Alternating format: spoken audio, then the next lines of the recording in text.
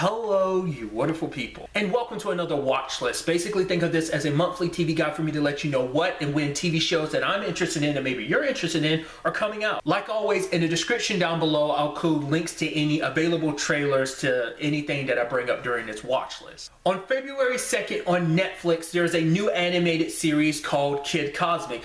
Basically, it seems like the premise behind this is that basically this kid, as well as some other people in town, including a dog, basically find these stones that basically give them superpowers, and inadvertently it kind of puts them in a position where these aliens come to the planet who want these stones for themselves and want the power. And so it's a superhero cartoon. Interestingly enough, it's by the same creator of Powerpuff Girls, and I think he did Foster's Home for Imaginary Friends. He did a Disney series called was it Wonder Over Yonder or something like that? I'm not as familiar with it as I am the other two.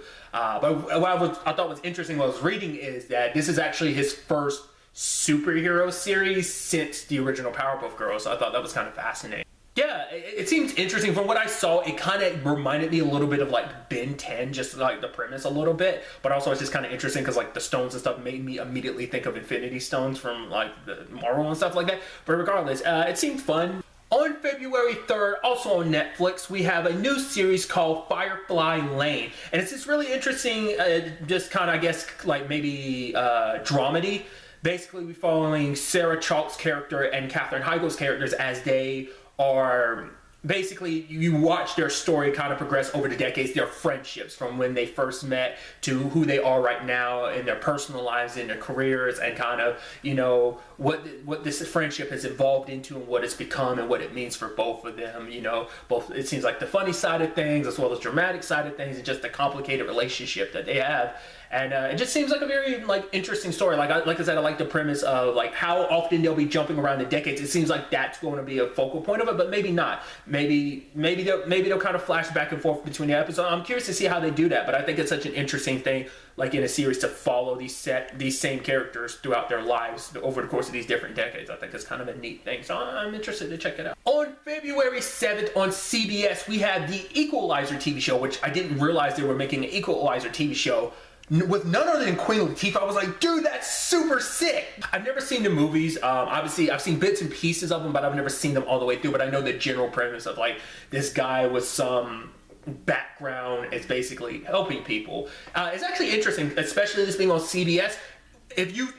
It kind of reminds me of Person of Interest a little bit. Like with just what we got from the trailer, it kind of definitely reminded me of that. Like obviously she's balancing like helping out people while also being a mom. I'm sure probably you will get into like what her past necessarily, you know, contained and stuff like that, as she's trying to use her skill set to, instead of hurt people, to help people. But yeah.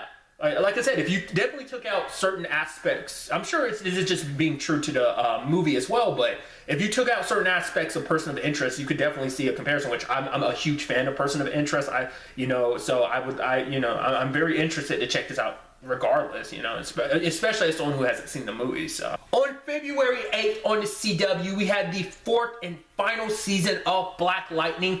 I talked about this recently because I did a video talking about the trailer, and it seems like they're setting up a very like sad final season, at least with just where, you know, Jefferson is at the end of all of it. Like he's kind of putting like the nail in the coffin that is Black Lightning yet again, just because he feels like he wants to protect his family, whereas Black Lightning is more about saving the world. But he feels like, if I can't save my family, like, kind of almost like, what's the point? What's the point of Black Lightning? So it seems like he's struggling with that, with everything. Obviously, we get a little peek at Tobias, obviously, to see what Jennifer and Anissa are up to, them kind of still doing the superhero thing. It seems like, while their dad kind of isn't. So it seems like they're setting up some, like I said, a sad final season, but, you know, we'll see. Which, saying that again, still kind of bums me out, you know, knowing that this is the final season. But at the same time, I am interested to see, you know, where the story goes, what the story is in general, but also, you know, how they plan on wrapping this series up. On February 11th on CBS, we have a new series, Clarice, as in Clarice from Silence of the Lambs. Obviously, this is based on the book, but obviously, like the Hannibal Lecter stuff, which I think is so interesting, considering, if you're weren't aware, there was a Hannibal Lecter show on NBC. But it seems like, from what I was reading about the premise of it, this is taking place a year after Silence of the Lamb, which I've seen bits and pieces. I don't think I've ever seen the entirety of Silence of the Lambs, but this is basically her dealing with, like, after the events of everything, and her, because I think they're saying, like, the show is set in 1993. And so her kind of returning to, like, kind of her profiling thing in Washington after everything that went down in Silence of the Lambs, and her trying to readjust to everything. The show looks creepy, and I think that's so intriguing. I'm going to bring the show up because I will use any opportunity to bring it up. It reminds me of the show Evil, which is also on CBS. If you've never seen Evil, you need to. It's a really good show. It's on... you can watch the entire first season on Netflix. But it kind of reminds me, if you took away all the, like, supernatural stuff of Evil, it kind of has that, like, dark, eerie feel of Evil just without the supernatural. It's like if you took Evil and Hannibal and put them together. Because because I said this about Evil, and I would say the same thing about Hannibal. I would never expect those to be on NBC and CBS. This does not seem like this will be a CBS show, just because, at least from the trailer, it just looks... you can definitely feel some Hannibal vibes. I'm curious if there's anyone connected to the show. I didn't look into it, but I'm curious if anyone who worked on Hannibal is also working on the show, because it definitely kind of has that same eerie vibe. But, I mean, it seems interesting. I might watch Silence of the Lamb prior to this. I always make those promises when there's, like, TV shows that are, like, reboots of, like, a movie or something. Like, we just had the Equalizer. I make promises like that, but I'm probably not going to. But I'm going to try to, because, like I said, I know enough of the story, but it's still, I don't think I've ever sat down and watched the entire movie. But I'm really interested to see, because that makes it interesting, because that makes this, I guess the show is technically going to be kind of a sequel to Silence of the Lamb to a certain extent, but it's more so focusing on Clarice and just more so, like, her personal life after everything, and kind of coming back to work after everything she went through, you know. So, but I mean, it seems interesting, so I'm interested to check it out. On February 19th on Amazon Prime Video, we have this new series called Tell Me Your Secrets, where it seems like this woman is kind of in witness protection, and she's kind of getting a fresh start. But she's in a town where it's like, it's not just her secrets, but it seems like everyone around her kind of has secrets, because she's trying to hide her past, because she's supposed to be her fresh start. But apparently she's associated with someone that went missing years ago. But the girl's mom believes her to be, Emma is her new name, is responsible. So she's hiring someone, which this dude, he was saying in the trailer, like, oh, like he just got out of prison. I'm like, what? Because I thought it was like a cop or maybe a detective. I don't know what his whole story is. In this town, like two girls get murdered, and it seems like she ended up discovering one of the bodies, and it's like, you know, it seems like she's trying to figure that out while kind of on the run from her own history. So it's like, it's just a thing of, like, everyone's lying to each other and keeping secrets, like, all the time, you know. It's kind of, she's like, so I'm not the only one, like, everyone's got their secrets. So it seems like an intriguing thriller that, you know, I'm really interested to check out. On February 23rd on the CW, we have the premiere of Superman and Lois. From what I was seeing, it's going to be a 2-hour premiere, but I was looking somewhere else that made it seem like it might only be like an hour and a half, and then like the second, and then the last like half hour was like to something else. I don't know if that's true, but from what I was seeing, it was like, oh, it's a 2-hour premiere. So it might just be, the first episode might be an hour and a half, and I think it's like a special legacy thing about Superman and Lois. I think, I could be mistaken. Like I said, I just saw that somewhere. I don't know how true that was, but regardless. This is something I'm really interested in. I was already interested in this before. I've talked about this recently. I got even more interested when we got information about it at DC Fandom, and got even more interested when we saw the actual trailer. But if you're unfamiliar, this is obviously Superman within the Arrowverse canon. Obviously him and Lois balancing their lives, raising their teenage sons, which that's a change because obviously, you know, if you've kept up with the continuity because of Crisis on Infinite Earths, it changed a lot for them and for a lot of people, because obviously everything's taking place on one Earth now. Granted, the multiverse is kind of slowly expanding out all the other shows, and we won't get too much into it. But just from what we saw from the trailer, it seemed really interesting, and I talked about it. I feel like tonally, it seems like it feels a little different from the other shows, and just like the feel and vibe of the show is just kind of interesting. But it's like balancing their lives between their work lives and their family lives, and kind of the complications of it, you know, like,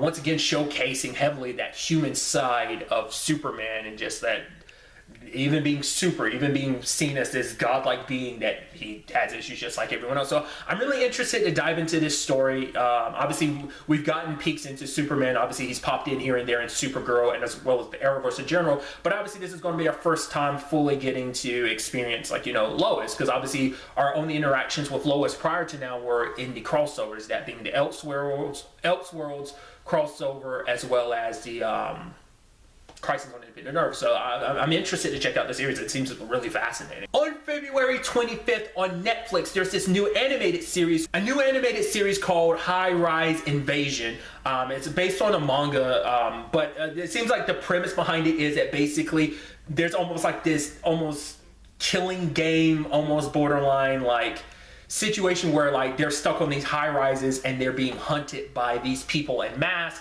and they kind of have to kill them before they get killed. So it's kind of one of those, like, it seems like an action-y, like, mystery situation of figuring out, like, how they got mixed up in this, as well as why they're in this game. Because it seems like, at least from what we see for the series, it seems like we're getting points of view from the people who are being hunted, as well as the hunters, the masked people, like, that there's more behind why they're doing what they're doing.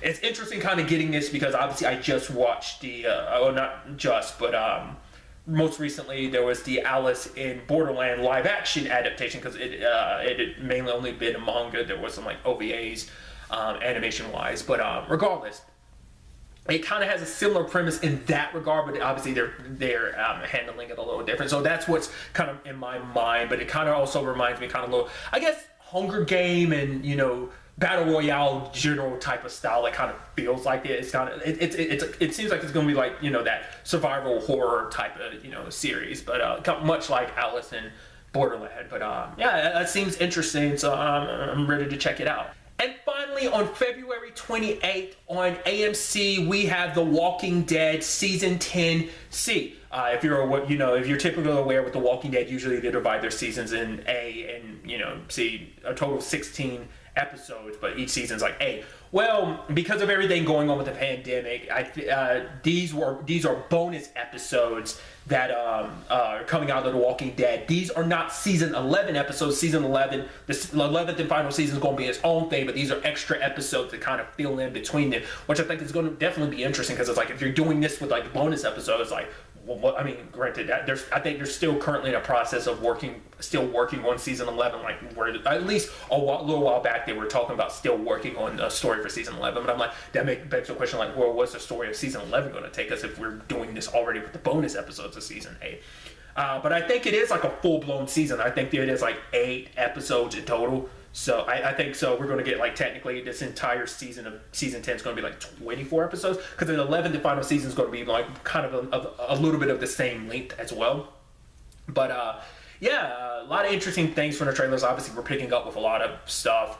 What fascinated me the most was the whole Maggie situation, because it's like, now what is that? Because it's like her son's asking questions about Glenn and about the man who and it's like, well, we know where Negan currently is and just his whole situation, and like her having that conversation with Daryl, because let's not forget, her and Daryl were the ones kind of about like taking him out and where they stand after all, and that's going to be interesting. Then there's also the other side of things of like Ezekiel and the others being taken by those people. So it seems like we're going to focus on that, figure out what that's all about, introduce some new characters as well, some new elements. So I'm really interested to see where these bonus episodes, where season 10C takes us. And so that brings this month's watch list to an end. Like always, if there's something that's coming out that maybe I wasn't aware of, that you're aware of, that you think maybe me or someone else would be interested in, don't be afraid to leave it in the comments down below. But really, that's all I'm going to talk about today. Next time we meet, be happy, be safe, live life to the fullest, and enjoy it. Good day and